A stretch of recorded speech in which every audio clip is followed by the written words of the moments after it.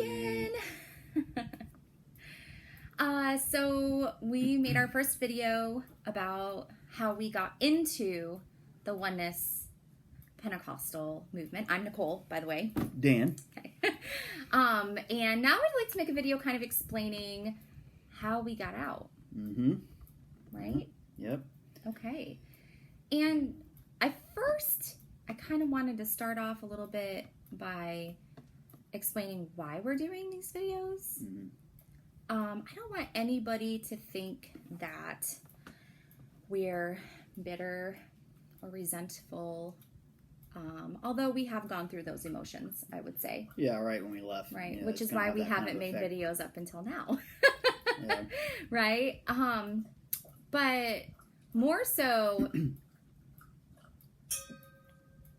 we're commanded as Christians. Well, we're maybe not commanded, but we're supposed to call out false teachers. We're supposed to. Paul did it. He named 6 false teachers by name.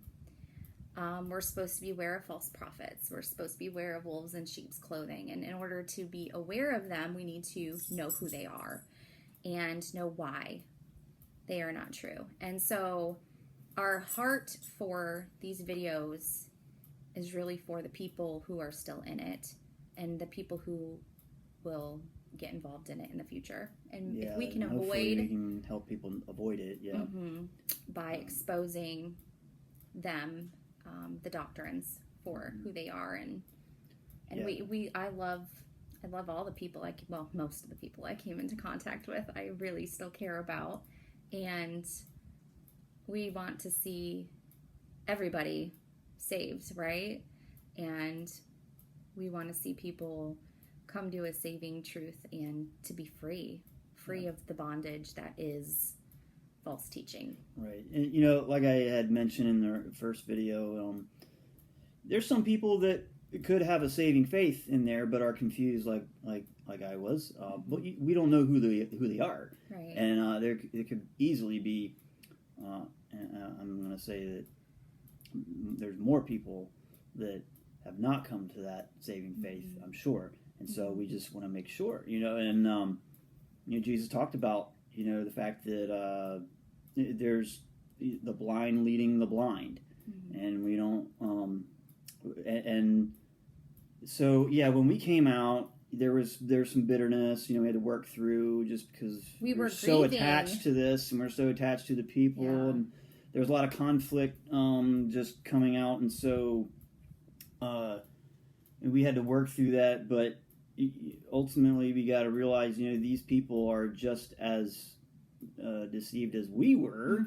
They're in the same situation we were, right? And so if we can't forgive people that are involved in it, for maybe how they reacted to us leaving, and or for teaching forgive us for the leadership teaching us wrong things, then really what's abusive. Ultimately going on, we can't forgive ourselves either for because we were getting perpetrators involved. of all of that as well. We got deceived also, and we were doing the same things to try to teach others. We were both leaders in our churches. These false teachings. So yeah, it's just but we are concerned for people that are still in it. Yeah. And so I think it's just important to talk about this openly, because one of the things when you're in the group, there's a lot of unspoken rules, and when something happens that is negative, so when some sin happens, or there's anything that would make the church look bad, you do not talk about it, because the last thing in the world you want is to make the church look bad, right? Because you want it to look perfect, like you have this you're supposed to make everything look perfect, so you don't want to turn anybody off from it, right? And I found that to be in direct conflict with the Bible, first of all, because we're supposed to call out sin, our own sin first and foremost, and especially sin within the church is to be dealt with publicly. And And if it doesn't, it creates more problems by sweeping it under the rug than if you were to call it out publicly. So I think it's important, especially those of us who have left, and particularly those who are still within it, that when something happens that is contrary to the Bible, that is sinful, it needs to be called out. And it needs to be done so publicly if you can't find a private resolution for it. Yep. That's the first step. Yeah. Right. But, so that's why we're talking about this. It's important. So we wanted to talk about how we got out. Mm-hmm. I guess maybe in the next one we can talk about specific things that we experienced while we were in it. Yeah. Maybe. Mm-hmm. I think there's a lot of details we can go with that. Between the two of us, I mean, there's like 20 years of crap we can talk about. So good stuff too. I mean, I would not go as far to say as everything is bad. Right. I made a lot of even lasting friendships within the church, and I had a lot of support in that church at a time when I needed support and I needed a family and I needed consistency, and I believe I got it from there. So I think God will use anything for his glory, right? And even just us meeting, we never would have met had we both not been in the UPC, because we went on the UPC dating Which site. brings us to that period of time when both of us started to kind of lean more toward our own questions in our mind, which it was around the time when both of us met. Right. So yeah, that's kind of where we should probably start. Like, we met. So we met and we got married. We met on an apostolic dating site. ApostolicSinglesNetwork.com. Yeah. Obviously, one of the things that was taught in the movement is you don't marry anybody that's not apostolic. Right. So, and that's the extent to which they took, the biblical teaching, you don't, right. So you're not to be yoked together with an unbeliever. Right. Well, in their estimation, an unbeliever means someone who's not specifically apostolic. Right. Because they might call other people Christians. They listen to Christian music. They read Christian books, right? But they don't really believe those people are Christians. They don't have the whole truth. So it's a lie. It really is. And I don't think people realize that that's what they're doing, but they are lying. They're lying to themselves and they're lying to everybody else around because they don't believe that they're Christians. I had a lot of Christian friends growing up that I did not believe were Christians. I was the Christian. I was the one with the truth, not them, right? And although we listened to Christian music, I remember Pastor Eberly used to say, because he would read a whole bunch of books that weren't written by apostolics, and he would say, you have to really, there's a lot of really good nuggets in that, right? You have to be careful. You have to know the doctrine so you're not deceived by what you read, but there's a lot of good to read in there too. It can't be inspired by the Holy Spirit if they're not filled with the Spirit. Right, exactly. So and it's very in their estimation, no one is Yeah. filled with the Spirit unless they speak in tongues. And baptized in Jesus' name. And they're baptized in Jesus' name, and they're living by the standards and all that, and, surely, because that's kind of like a fourth step, I guess, with the standards. Yeah, because in order to keep your salvation, you have to do a whole bunch of other stuff. At any point, you can lose your salvation. If you won't follow through with, wearing what you're supposed to wear and obeying your pastor blindly, and that kind of stuff, then you could be on your way to hell. Is what and they'll tell you. Obedience to the pastor is key. Yeah. There is no questioning your pastor. You are to obey your pastor regardless of whether you think he's wrong or right, because he is the one responsible for your soul, and he's the one who's going to have to answer for God whether he was right or wrong. Not you. You're going to have to answer to God for whether you obeyed your pastor or not. Mm-hmm. Right? That's what they believe, and that's what they taught. So you eventually just... In every sphere of authority that's over you, if that authority is telling you to do something wrong and to believe something that's wrong and to sin, your responsibility is to obey God rather than man. Right. So that includes your church leadership. And if that person, if your pastor is, well, if he's not telling you biblical truth, he doesn't have any authority over you at all. No, yeah. Tell him where to shove it. I mean, honestly, that's kind of well, sorry. I'm a little feisty today. I was out there yelling at my chickens earlier. No. But so yeah, us heading out. Mm-hmm.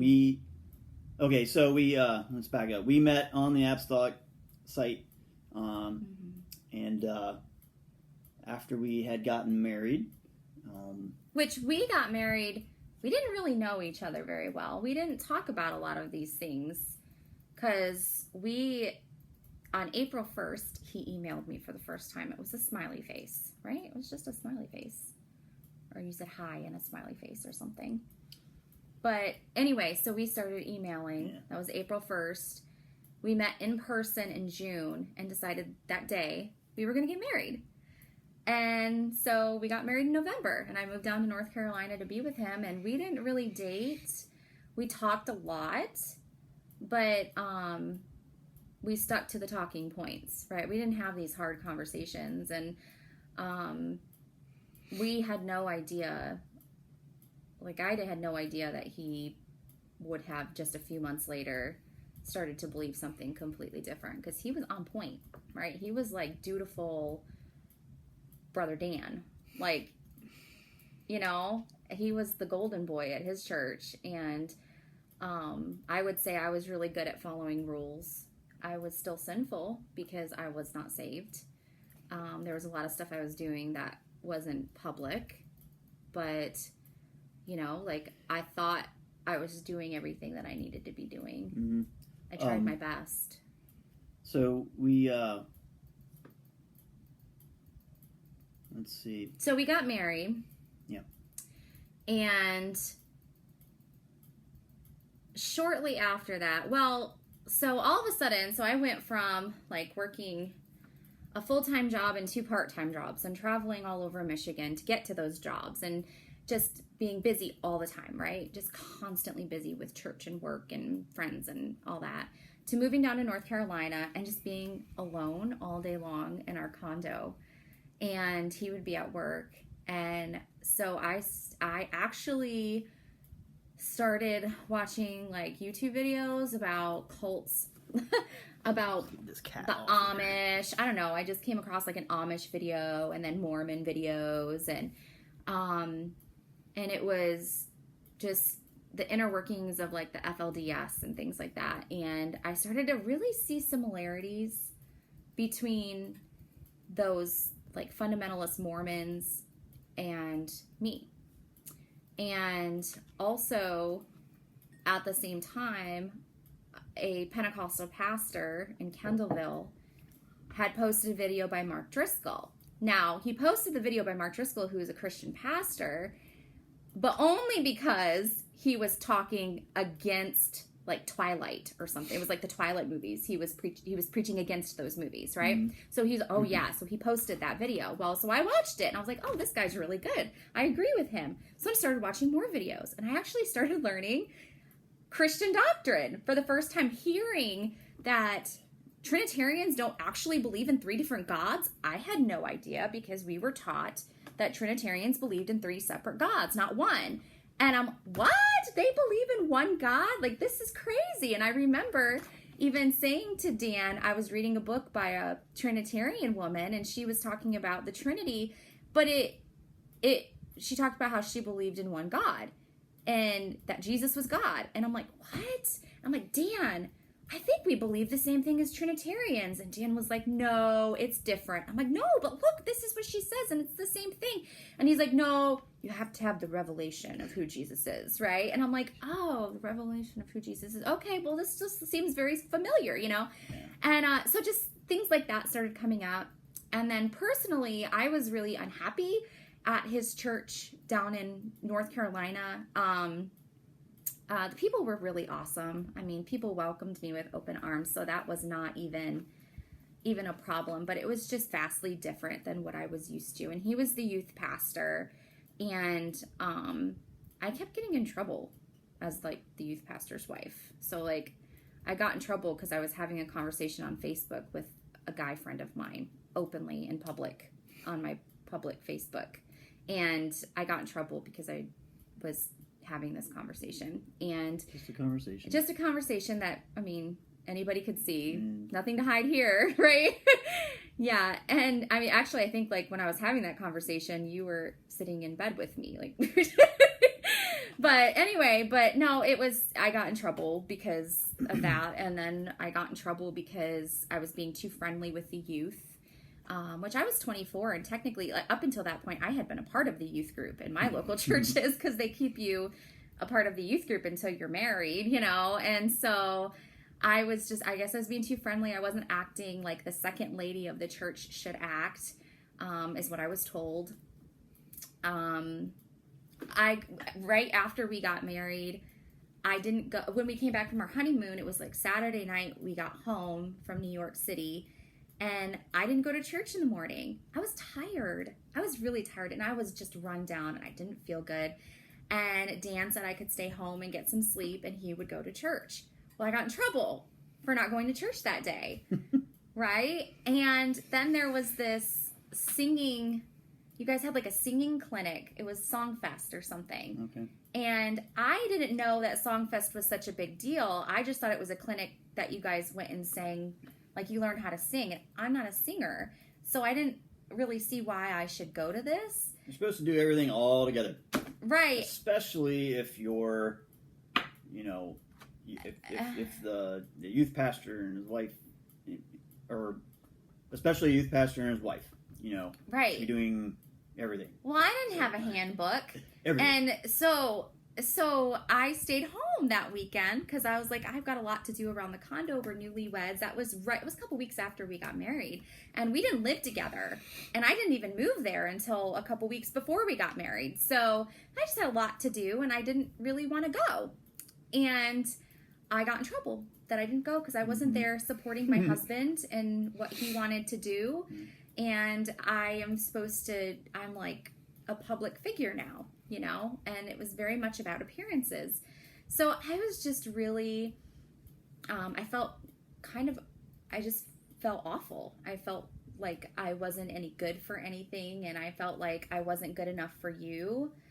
And I started to have a lot of doubts about even just our marriage, because I would try to express how I felt to you about the pastor and things like that, and you would just be like, we're not talking about this. We don't complain about, I'm not going to be married and complain about church all the time, you know? And so it was just different, and it was hard. And I'm sure you had the same kind of questions about, did we marry, like, oh no, did I marry the right person that I had? Well, I don't know about that, but I mean, I'm trying to think like how this is leading toward. Just because I was so unhappy, and so it was one of the things that I think for me is part of what got me. Like, I was just by myself all day, and I was watching YouTube videos and sermons and stuff from Mark Driscoll, which led me to listen to leading sermons. Into questioning doctrine and stuff, and seeing the abuses. Obviously, you've experienced some abuses in your other church, and then here's an example of those kind of abuses being carried out in the church she was now being brought into in our marriage. And so these are examples of spiritual abuse in the church, leading to questions of, is this right? So when I got married, I thought, like, part of, I would say, the spiritual abuse that I endured in the church I grew up in was that my parents didn't go to church. So the pastor took it upon himself to be my father, right? And he would call me daughter, although I never went to his house, and I never got invited over for dinner or anything, right? Never saw them outside of church at all. But I would be told, well, you need to obey me like you would your father. I'm your spiritual father. And, I mean, yeah. And that was a lot of years of getting called at home to tell me what I did wrong, getting called into the office, just completely by myself with nobody to defend me or to stick up for me, and just being broken down over a lot of years of being controlled. So that was the whole I'm your father. And then I think, well, now I'm married and I don't have to do that anymore because I have a husband to protect me and to take care of me. And now all of a sudden I'm being abused spiritually because I'm not being a good enough wife. Right? And so that was really hard. That was really, really hard. And I would go to work. I had a 6-hour round trip twice a week drive to work. And I would listen to Christian radio, which in the middle of North Carolina in the boondocks, you've got talk radio, right? You don't have regular radio. So I was listening to apologetics. I was listening to Wretched Radio, and just hearing like Orthodox Christian doctrine for the first time ever and going, wow, this is pretty interesting. This makes a lot of sense. And then at the same time, your dad had started to get sick, and my aunt was dying. My mom was taking care of her. She was dying of cancer. And my mom, when she was there, my aunt was Catholic. So my mom thought, well, I need to teach her the Apostolic doctrine that my daughter believes. So she was talking to my pastor from Jackson over the phone, and she had said to me that she told him that she couldn't baptize Aunt Sharon because Aunt Sharon had like tubes and stuff, right? So she couldn't submerge her in water. And so he told her something about the Old Testament, how they used to sprinkle, and that it would be okay for her to do that for my Aunt Sharon. And I remember going, what? No way. And my mom wouldn't have been able to come up with that on her own, right? And I'm like, what in the world? And so my mom baptized her by sprinkling her. And I'm like, there is no way. And then I guess she had said to him, I don't know how to get her to speak in tongues. I can't do that because you have to get people to do that, right? And if you're just there by yourself and you don't know what you're doing, you're not going to be able to get them to do that. And he told her that God knows the heart. And I was like, what? God didn't know my heart. And I'm like, what in the world? And so that got me thinking.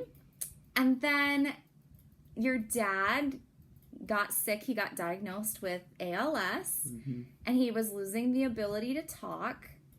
And we started going, oh no, he's not going to be able to speak in tongues because he can't talk. And so that got me thinking too, like, well, is that even... like, how does that work, right? If somebody physically can't. And so then when Aunt Sharon died, well, and in the middle of all of this, we made friends. I'm an interpreter for the deaf, and like that was my thing, right? In the Pentecostal church, is like I wanted to save all the deaf people, and I wanted to interpret for them, and I was really heavily involved in deaf ministry. And we met some deaf people at Bed Bath & Beyond when we were doing our registry for our wedding.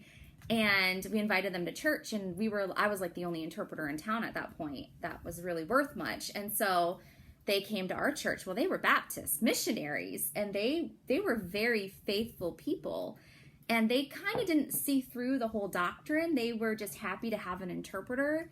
And so we would go out to eat with them, and we would invite them over to the house and everything, and they would talk to us about Christ. We didn't really have much. I didn't have much to say because I wanted to listen to them talk about Jesus. And they just made him look and sound so beautiful and wonderful. And just examples like that throughout the years. Faithful Christians. You have to be like, well, surely, these people have been born again. There's various people, that I came in contact with where it's like, made me think, I don't know what to think about this. I mean, here's what we're being taught, but one of many examples, and that was toward the end. And then my Aunt Sharon passed away. Oh, well, so with Vincent and Diane, the deaf people, you know, I just kept thinking, like, how could they not be Christians, you know? And they just had so much more of what I wanted and what I was looking for in my life. And like I said, they just made Jesus look beautiful. And so then Aunt Sharon passed away, and it was our last church service before we had to go up to Michigan. And I was talking to the pastor's wife, and I said, yeah, my mom baptized her, but she didn't speak in tongues. And she said, oh, honey, you never know what happens in that conversation with God at the last moments. And I was like, you're right. It's kind of the same. Yeah. God knows your heart. Like, but wait a second, because wait a second, is this the truth or is this not the truth? And I had been praying on my way. I was listening to like Wretched Radio, and Todd Friel is like a straight shooter, right? Yeah. And he just makes things so easy to understand, and he puts things into perspective. And I remember praying, like, just having some doubts about speaking in tongues. That was my only doubt. Okay, I didn't doubt oneness. I didn't doubt standards. I started to doubt speaking in tongues for salvation, and just for salvation. Not that they were real or not real. It was only, well, do we really need to speak in tongues to be saved? Was my question. And I remember praying, and on my way, and like specifically praying, God, if this is the truth, I want to be able to proclaim it without question. And I need you to show me. I need you to show me that this is the truth, or if this is not the truth. And I prayed, you know, Jesus, if this is not the truth, it's going to be hard, but I'm going to accept it. But if it's not the truth, I need you to show Dan, because I can't do this on my own. I was so afraid if I told him anything of what I was going through or what I was thinking about, that he would want to divorce me, because I'd be a backslider, right? I was already thinking the everybody same that things. had gotten, and everybody that had gotten divorced in the church that I knew of divorced because one person was apostolic and one person wasn't. Like, I mean, that was, well, maybe not everybody, but a lot of people, this is something that they got divorced over. And so I was really nervous. I didn't want him to think I was a backslider. So then, well, go ahead and talk about yours, and then we'll talk about our drive up to Michigan. I will say what happened during that and then back up. Okay, hold on one second. I'm going to stop the video because we're at the 30 mark, and I'm going to do a part 2. So that was part 1 of Nicole's beginning journey out. And we're going to say, don't tell the pastor to shove it. Don't do that. Yeah, not exactly that, but... Well, it just depends on the one. I don't know. I just wanted to put that out there. You can tell him he's wrong. But, yeah, don't tell them to shove it, though. Well, look at what they call, I mean, vipers, they call them some really bad names. I think saying shove it isn't that bad. In a certain context, you know, there might be an appropriate Maybe don't make that your that. first remark. Right, there you go. But keep it in your arsenal in case you need it. You might have to say that. Okay. Okay. All right.